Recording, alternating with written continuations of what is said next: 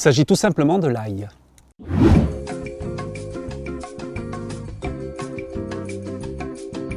Il y a 3000 ans, on est du côté des pyramides d'Égypte, sous Ramsès III, et vous avez pour la première fois dans l'histoire des hommes qui font la grève, les constructeurs des pyramides. Pourquoi?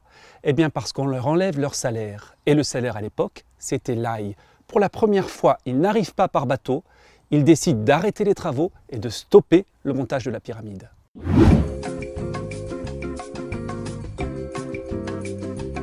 Il y a plusieurs siècles, il était très commun pour savoir si une femme était capable d'enfanter, de lui disposer discrètement une petite gousse d'ail dans son intimité, et si le matin, au réveil, elle avait la laine plutôt chargée, c'est que ses trompes étaient en bonne santé et qu'elle était apte à enfanter.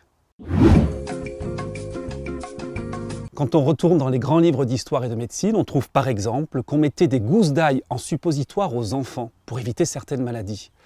On sait aussi qu'on leur mettait des colliers avec de l'ail pour leur empêcher d'avoir le mauvais œil.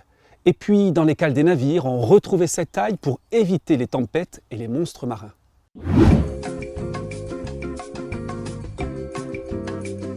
Pour imiter Henri IV, il faut avoir une très bonne santé et une sacrée libido, je vous explique.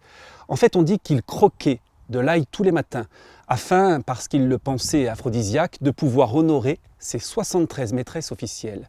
Mais surtout, du coup, on disait à la cour qu'il était capable de terrasser un bœuf à 20 pas simplement avec son haleine.